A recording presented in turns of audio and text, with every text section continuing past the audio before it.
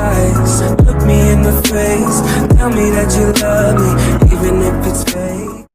Hello everyone, welcome back to my channel commerce with Anjali Talwar. So आज हम जो है अपना लास्ट टॉपिक मार्केट चैप्टर का ओलिगोपोली मार्केट को कवर करेंगे।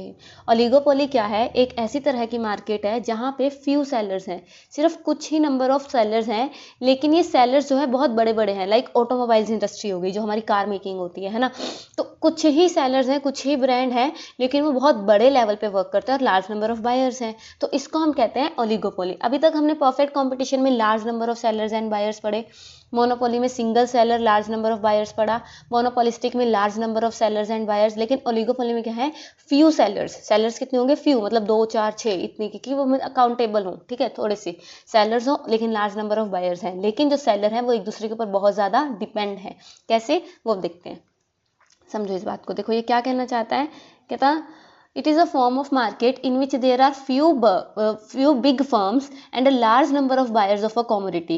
हर फर्म का एक सिग्निफिकेंट शेयर है मार्केट में, तो जो प्राइस एंड आउटपुट डिसीजन है एक फर्म का, वो इफेक्ट करेगा दूसरे फर्म के डिसीजन को। सो हाई डिग्री ऑफ इंटरडिपेंडेंस है कंपीटिंग फर्म्स में प्राइस और आउटपुट से रिलेटेड। ये बात समझ आई? तो अगर एक प्राइस बढ़ा देगा तो दूसरी को भी उसका इफेक्ट होगा, एक प्राइस कम कर देगा तो दूसरी को उसकी जो है सेल्स कम हो जाएंगी। ये बात समझ आई? तो प्राइस का इफेक्ट और आउटपुट का इफेक्ट एक कंपनी का दूसरी कंपनी पर पड़ेगा।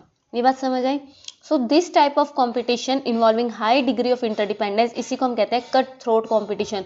बहुत ज़्यादा कंपटीशन है। फॉर एग्जांपल कहता कुछ ही कार प्रोड्यूसर्स हैं हमारे इंडिया में, ऑटोमोबाइल्स मार्केट में, टोयोटा, फोर्ड, जीएम, ऑडी, ये सब है ना, ये वेल नोन ब्रांड्स हैं। हर एक जो है सिग्निफिकेंट शेयर है ऑटोमोबाइल मार्केट में इसका।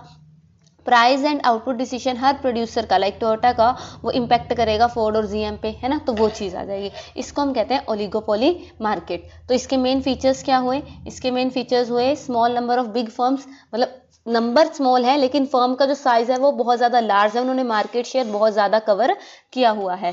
सो a few firms but large in size dominate the market for a commodity. हर फर्म जो है एक सिग्निफिकेंट मार्केट ऑफ शेयर्स है उसके पास, जिससे वो पार्शियल कंट्रोल कर सकता है प्राइस के ऊपर थ्रू ब्रांड लॉयल्टी। ठीक है, ब्रांड लॉयल्टी कैसे अचीव कर सकते हैं? एडवर्टाइजमेंट के through. Full control over price is not possible, क्योंकि कॉम्पिटिशन तो है ना, ठीक है, सब्सटीट्यूट तो है ही है, तो वो चीज़, इसीलिए फुल कंट्रोल पॉसिबल नहीं है। फुल कंट्रोल सिर्फ मोनोपोली में पॉसिबल है, जहाँ पे कोई कंपटीशन ही नहीं था उसका। ठीक है, फिर आता है second point, high degree of interdependence. जो फर्म्स हैं एक दूसरे के ऊपर बहुत ज़्यादा डिपेंड है, मतलब एक का डिसीजन दूसरे को इफेक्ट करेगा। सो there is a high degree of interdependence among the firms. Price and output policy of one firm significantly impacts the price and output policy of the other firm.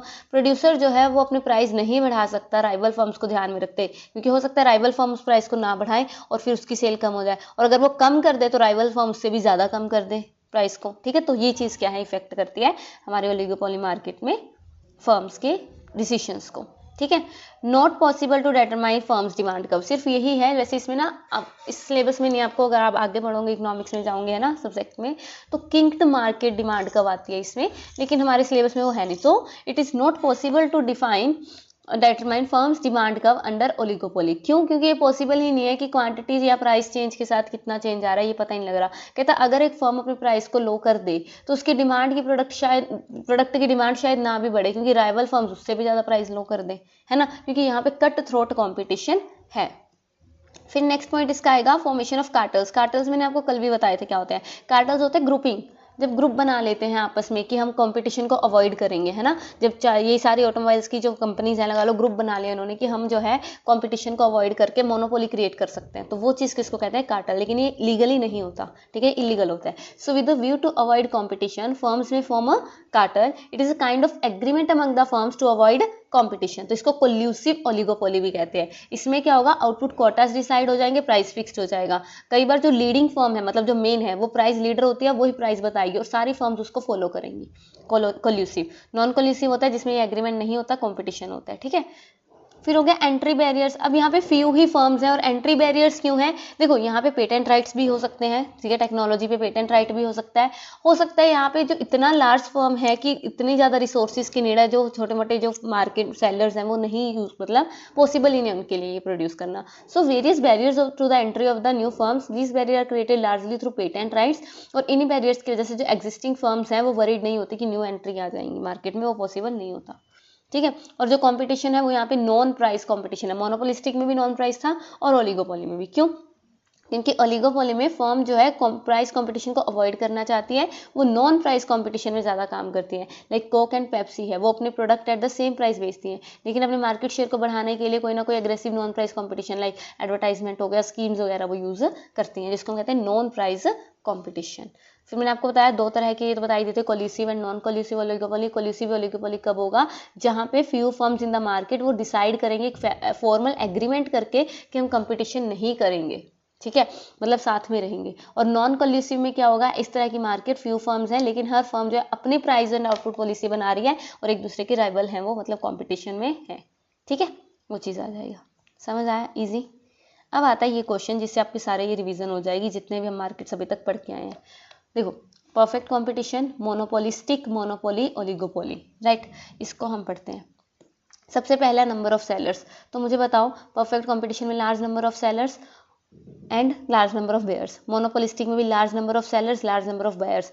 Monopoly में one seller but large number of buyers, और oligopoly में small number of big sellers but large number of buyers. Buyer सब में large है, बाकी monopoly और oligopoly में seller कम है, ठीक है। सेकंड, प्रोडक्ट परफेक्ट कंपटीशन में होमोजीनियस रहेगा, मोनोपोलिस्टिक में डिफरेंशिएशन हो जाएगा। मोनोपोली में तो एब्सोल्यूट परफेक्ट मतलब कह सकते हैं सब्सटीट्यूट ही नहीं है, तो प्रोडक्ट डिफरेंशिएशन है, और इसमें होमोजीनियस भी हो सकता है और थोड़ा बहुत डिफरेंशिएटेड भी हो सकता है, ठीक है। प्राइस की बात करें तो परफेक्ट कंपटीशन में सेम प्राइस है, मोनोपोलिस्टिक में सेम प्राइस नहीं होता। प्रोडक्ट डिफरेंशिएशन तो प्राइस कम ज़्यादा कर सकते हैं, मोनोपोलिस्टिक में तो प्राइस डिस्क्रिमिनेशन वाली बात है, ऑब्वियस सी बात है, यूनिफॉर्म होता ही नहीं, क्योंकि मैंने प्राइस डिस्क्रिमिनेशन आपको पढ़ाया था कि एक कस्टमर को कोई प्राइस दे रहा है, दूसरे को कोई, तब भी चलेगा। और इसमें भी प्राइस जो है प्रोडक्ट डिफरेंशिएशन के कारण प्राइस सेम नहीं होता। प्राइस सेम किस में होता है? सिर्फ परफेक्ट कंपटीशन में। Entry of firms, new entry है, देखो नॉट एब्सोल्यूट फ्रीडम, मतलब आ तो सकते हैं लेकिन फिर भी कहीं ना कहीं पेटेंट राइट्स होते हैं। मोनोपोली में भी पॉसिबल नहीं है और ओलिगोपोली में भी रिस्ट्रिक्टेड है थ्रू पेटेंट राइट्स वगैरह, ठीक है। नॉलेज ऑफ मार्केट कंडीशन सिर्फ परफेक्ट नॉलेज में थी, परफेक्ट कंपटीशन में। परफेक्ट कंपटीशन में परफेक्ट नॉलेज है, बाकी सब में इनपरफेक्ट नॉलेज है। मोबिलिटी मतलब एक जगह से दूसरी जगह फैक्टर प्रोडक्शन को लेके जाना, सिर्फ परफेक्ट कंपटीशन में हमने एज्यूम किया था कि परफेक्ट मोबिलिटी है, बाकी किसी में भी परफेक्ट मोबिलिटी नहीं है। फर्म की डिमांड कब? इसमें परफेक्टली इलास्टिक बनेगी, वो एक्स जो एक्स एक्सिस से बिल्कुल पैरेलल बनती है, ठीक है, हॉरिजॉन्टल वाली। इसमें मोर इलास्टिक है, मोनोपोलिस्टिक में, मोनोपोली में, अच्छा इन दोनों में है क्या है? इन दोनों में है तो ये नेगेटिव वाली जो हम बनाते हैं डिमांड कब नेगेटिव वाली, डाउनवर्ड स्लोपिंग वो वाली, लेकिन मोनोपोलिस्टिक में ज़्यादा इलास्टिक है और मोनोपोली में कम इलास्टिक होती है, और ओलिगोपोली में तो बनती नहीं डिमांड कब, ठीक है। स्लोप्स ऑफ फर्म डिमांड कब? इसमें हॉरिजॉन्टल स्ट्रेट लाइन बनेगी, AR is equal to MR, slopes downward लेकिन हाई इलास्टिसिटी से, स्लोप्स डाउनवर्ड लो इलास्टिसिटी से, और कोई भी रिलेशनशिप नहीं है डिमांड और प्राइस का, ठीक है। सेलिंग कॉस्ट इसमें रिक्वायर नहीं है, मोनोपोलिस्टिक में बहुत ज़्यादा रिक्वायर्ड है क्योंकि कंपटीशन ही ब्रांड पे हो रहा है, ठीक है।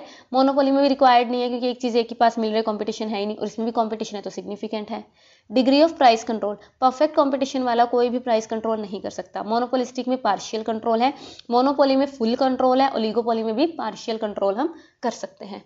Profit in the long run, हमें पता है फ्री एंट्री एंड एग्जिट के कारण हम परफेक्ट कंपटीशन में सिर्फ नॉर्मल प्रॉफिट कमा रहे थे, ऐसे ही सेम मोनोपोलिस्टिक में भी फ्री एंट्री एंड एग्जिट है तो नॉर्मल प्रॉफिट्स होंगे, लेकिन मोनोपोली में एक्स्ट्रा नॉर्मल प्रॉफिट भी हो सकते हैं और ओलिगोपोली में भी, ठीक है, तो वो चीज़ आ जाएगी। समझ आया? तो जब भी आपको मार्केट को क्लासीफाई करना है तो हम किस बेसिस पे मार्केट को क्लासीफाई करेंगे? कितने number of sellers and buyers हैं वो आ जाएगा जब पता है हमें, ठीक है। अगर when there is a large number of buyers seller लेकिन कमोडिटी होमोजीनियस नहीं है, मोनोपोलिस्टिक आ गया, कमोडिटी भी होमोजीनियस है तो परफेक्ट कंपटीशन आ गया, ठीक है। वन सेलर है, लार्ज नंबर ऑफ बायर है, मोनोपोली आ गया। फ्यू बिग सेलर्स हैं और लार्ज नंबर ऑफ बायर्स है तो ओलिगोपोली आ गया, है ना। नेचर ऑफ कमोडिटी किस तरह का? अगर होमोजीनियस है तो परफेक्ट है, हेट्रोजीनियस है विद प्रोडक्ट डिफरेंशिएशन, मोनोपोलिस्टिक है तो वो चीज़ें आ जाएंगी। Price control, perfect competition is set to exist जब प्रोड्यूसर का कोई भी कंट्रोल नहीं होता प्राइस में, बाकी सबके पास कंट्रोल होता है। ओलिगोपोली और मोनोपोलिस्टिक के पास पार्शियल कंट्रोल होता है और मोनोपोली के पास तो फुल कंट्रोल होता है, हमने यही पढ़ा। नॉलेज ऑफ द मार्केट, सिर्फ परफेक्ट कंपटीशन में क्या थी?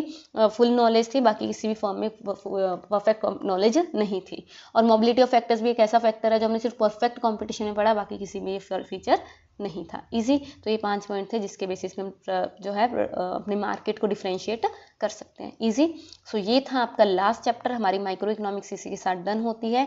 कंप्लीट कीजिए इसको, मिलते हैं किसी और सब्जेक्ट के साथ नेक्स्ट क्लास में। Thank you so much.